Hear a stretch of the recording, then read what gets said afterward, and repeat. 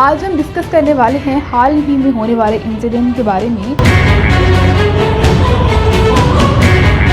जो कि हमारे मुल्क के एक राइटर खलीलुर रहमान कमर के साथ हुआ।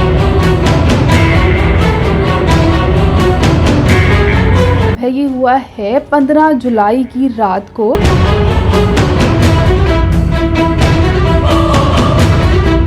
तो क्या उनको बिल्कुल भी डर नहीं था?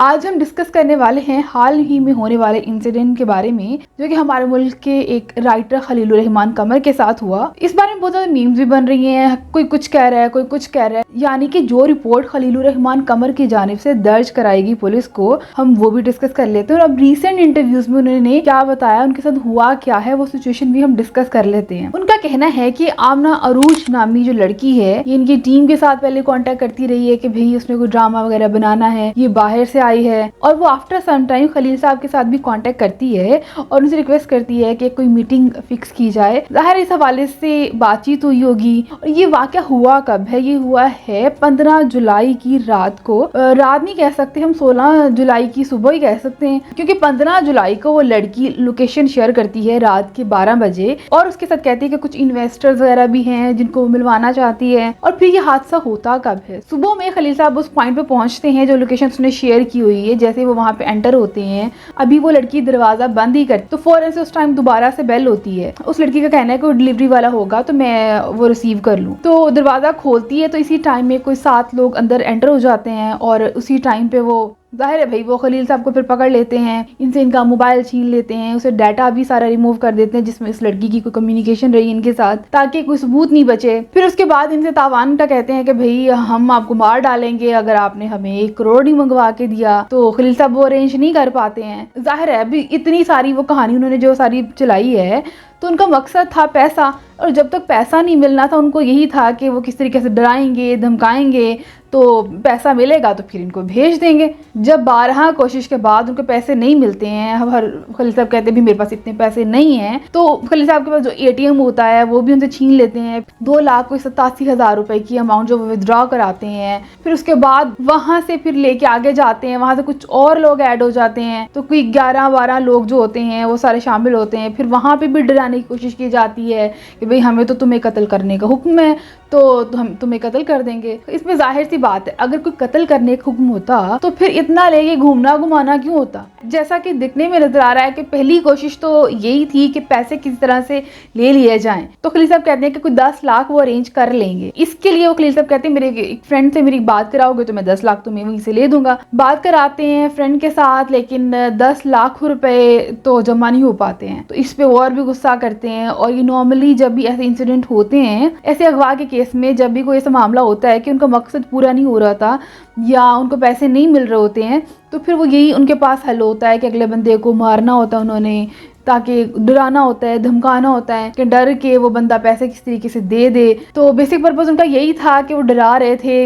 अंदाजन वो कोई 7 घंटे इसी मकसद के लिए लेके घूमते रहे। और इसी बीच में एक पॉइंट में कहीं फुटपाथ पे वो लोग रोकते हैं, पाँव में गोली तक चलाते हैं। तो पाँव में के पास गोली चलाना, जमीन में चलाना, इसका मकसद यही था कि डराया जाए, धमकाया जाए कि पैसे किस तरीके से मंगवा लेंगे। लेकिन जब पैसे नहीं मिलते हैं तो एट दी एंड वो गाड़ी की चाबी, गाड़ी वो वापस कर देते हैं। और ये वाकया एंड कहाँ पे, किस पॉइंट पे होता है भाई? ये ननकाना साहब के इलाके में होता है। वैसे ननकाना साहब के इलाके को मैं बहुत ज्यादा नहीं जानती हूँ, लेकिन मेरा एक बार जाना हुआ है। मैं बाबा गुरु नानक साहब की मज़ार पे गई थी एक बार, तो मुझे उस रास्तों का थोड़ा बहुत आइडिया तो है कि वो रास्ता बहुत ही खाली सा है, बहुत ही डरावना सा ही है। क्योंकि हम लोग जब गए थे ननकाना साहब तो क्या हुआ था कि वापसी पे थोड़े लेट हो गए थे, हालांकि फैमिली के साथ थे, तो हमें काफी डर लगना शुरू हो गया। मैं तो बहुत डरी थी कि है हम इस टाइम आए क्यों, क्योंकि वो रास्ता तब की बात है, कोई समझो 2 साल पुरानी बात होगी, कि वो रास्ता भी थोड़ा कच्चा कच्चा सा था जहाँ से हम गुजर के आ रहे थे ना। हो सकता है कोई ऑल्टरनेट रास्ता हो, लेकिन वो जो रास्ते से हम आ रहे थे ना, वो रास्ता बहुत ही जैसे खेत टाइप हो,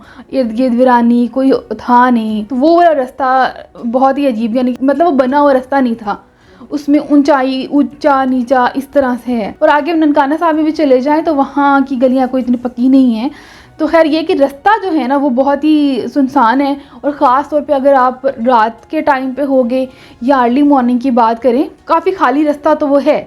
लेकिन ये वाक़या जो हो रहा है, ये वाक़या हो रहा है हमारे यहाँ बहरिया टाउन में। बहरिया टाउन की सिक्योरिटी, जो कि भाई हम सारे लोग सोचते हैं कि बहरिया टाउन बड़ा कोई सिक्योर जगह है, और उनकी सिक्योरिटी के हवाले से वो इलाका मशहूर है। नामवर बंदे को कुछ लोग हैं जो कि अगवा कर रहे हैं और लेके घूम रहे हैं, और किसी बंदे ने भी पता नहीं, कोई फिक्र नहीं है। बहरिया टाउन से जब ये लोग बाहर निकले हैं, जिनके पास असला भी है, इस तरह के लोग हैं, तो उनकी सिक्योरिटी में कोई ऐसी चीज़ थी नहीं, कुछ पता चलता। फिर एक बंदे को ये लोग लेके जा रहे हैं जो कि एक नामवर बंदा है, जिसके चेहरे से हम सब वाकिफ हैं, तो किसी को पता नहीं चला। फिर दूसरी बात ये है कि जब ये लोग ननकाना साहब गए होंगे तो ननकाना साहब को टूल प्लाजा भी क्रॉस किया होगा, तो वहाँ पे टूल प्लाजा वालों को भी पता नहीं चला, वहाँ पे भी कुछ आइडिया नहीं हुआ।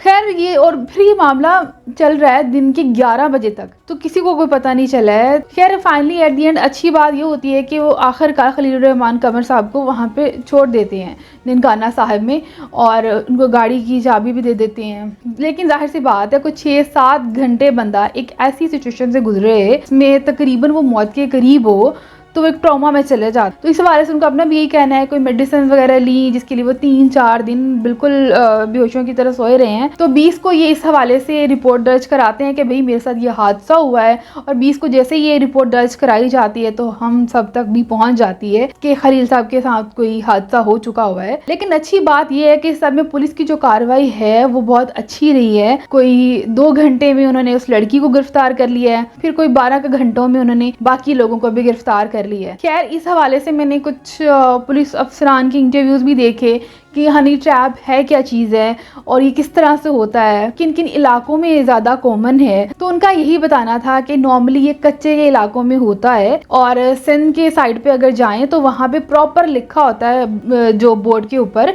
कि आगे आप अगवा होने के लिए जा रहे हैं। लेकिन क्या होता है कि इस सिचुएशन में जब कोई ट्रैप कर रहा होता है ना, वो प्रॉपर प्लानिंग के साथ होता है, और ट्रैप होने वाला बंदा ना बस वो हो जाता है। सिंध के कच्चे के कुछ ऐसे इलाके हैं जहाँ पे ये बहुत कॉमन है कि हर रोज कोई ना कोई बंदा अगवा हो जाता है, या औरतें भी अगवा हो जाती ट्रैप में आ जाती हैं, और फिर अल्लाह माफ करे कि कत्ल भी कर दिए जाते हैं ऐसे मामलात में। जैसे कि मैं बता रही हूँ कि इन इलाकों के बाहर एक बड़े बोर्ड लगे होते हैं कि भाई इस इलाके में नहीं जाएं, यहाँ पे आप अगवा होने जा रहे हैं। लेकिन जब वो बंदा जा रहा होता है ना, वो सोच रहा होता है कि मैं तो अगवा होने नहीं जा रहा ना, मुझे तो जिसने बुलाया है वो सबसे दुनिया का अच्छा वाला बंदा या बंदी है, तो मेरे साथ तो ऐसे कुछ नहीं होगा, लेकिन एक्चुअली में हो रहा हो। लेकिन खैर वो तो कच्चे के इलाकों की बात है।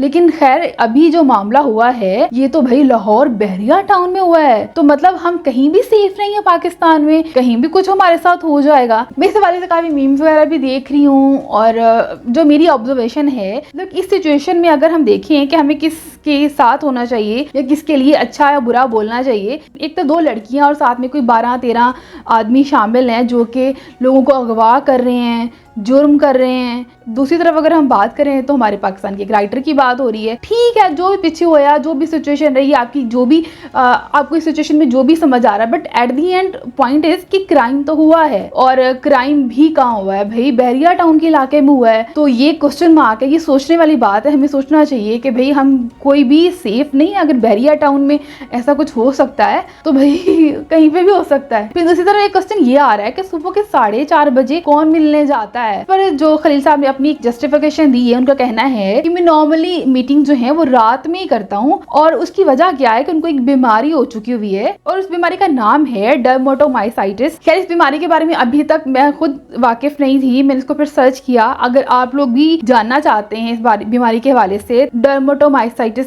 बीमारी के हवाले से, तो आप भी अगर गूगल करो कि इसके प्रिकॉशंस क्या है, तो उसमें यही है कि आपने सनलाइट में नहीं जाना है, और अगर इनके सनलाइट में जाना है तो आपने कोई ना कोई क्रीम वगैरह बॉडी पे लगा के जाना है, और आपने कोई हैट वगैरह भी सर पे यूज करनी है। धूप में नहीं जाना है, क्योंकि इससे बॉडी पे एलर्जी होती है, आप धूप में नहीं जा सकते। सो ये एक पॉइंट तो भी वैलिड है कि ऐसा है। फिर दूसरी बात ये कि सुबह में ही क्यों, तो उनका यही कहना है कि रात 12 बजे के टाइम पे कोई मीटिंग फिक्स हो रही थी, तो मैं कहीं इंगेज था, तो मैंने बोला मैं यहाँ से फ्री होके आऊंगा, और फजर की नमाज पढ़ने के बाद मैं निकला हूँ, और मैंने सोचा कि मीटिंग करके और उसके बाद मैंने कुछ अपने मामला देखने थे, तो वहां निकल जाना था। तो खैर ये वो सिनेरियो है। अच्छा, इस सब में हम यही कहेंगे कि हमें मीम्स बनाने की बजाय जो हादसा हो गया उसको बहुत सीरियस लेना चाहिए। चाहिए और हमें खुद अपने लिए भी दुआ करनी चाहिए कि कभी किसी के साथ ऐसा नहीं हो। अगर हम उसके साथ अग्री नहीं करें ना, अगले बंदे के साथ हमें वो बात समझ नहीं आ रही है, तो एटलीस्ट हमें मीम्स भी नहीं बनानी चाहिए, क्योंकि ये एक बात हो रही है पाकिस्तान के सबसे बड़े राइटर की। और हम माजी में देख चुके हैं कि हमने बहुत ज़्यादा अपने जो बड़े बड़े नाम हैं उनको सिर्फ एक मजाक की वजह से किस तरह से डिप्रेशन में डाला था। अगर हम अपने आमिर लियाकत की बात कर लें कि जब वो जिंदा थे तो किस तरह उनको मजाक बनाया गया, उन पर मीम्स बनाई जाती रही, और फिर बनने के बाद भाई सब रोने धोने बड़े, हमने एक बड़ा एसेट गवा दिया। मतलब नहीं करना चाहिए हमें। ठीक है, जो भी होना था अब हो गया, लेकिन अगर हमें वो बंदा नहीं पसंद है हम उसको इग्नोर कर सकते हैं, ठीक है, बट ये जो मीम्स बनाने वाला काम ना बड़ा ही फजूल है। और ये हमारे बड़े बड़े आर्टिस्ट लोग कर रहे हैं, और बड़े बड़े आर्टिस्ट लोगों ने अपना इस तरह से गुस्सा निकाला, पता नहीं क्या गुस्सा होएगा। हालांकि एटलीस्ट आप सेम इंडस्ट्री के जो लोग हो, आप लोगों को तो आपस में अच्छे से रहने चाहिए, बट क्या कह सकते हैं, हमारे यहाँ हर जगह पता नहीं एक दूसरे की ना लेग पुलिंग होती रहती है। अगर कोई किसी को मौका मिलता है ना, कोई जाने नहीं देता। लेकिन एट द एंड में फिर से वो सारा सिनेरियो जो इंसिडेंट जो कि हमें सुनने में आया है खलील साहब की ज़ुबानी, उसमें कुछ क्वेश्चन मार्क मेरे दिमाग में रह गए हैं। अगर उन लोगों का मकसद सिर्फ पैसा था तो एटलीस्ट वो लोग अपनी शक्ल नहीं दिखाते।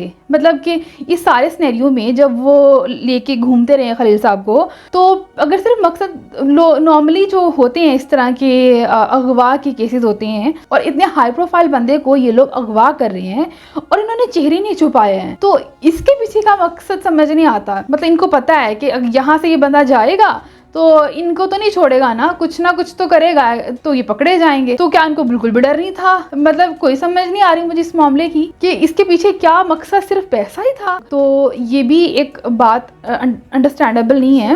और तो फिर तशद्दुद भी किया गया है।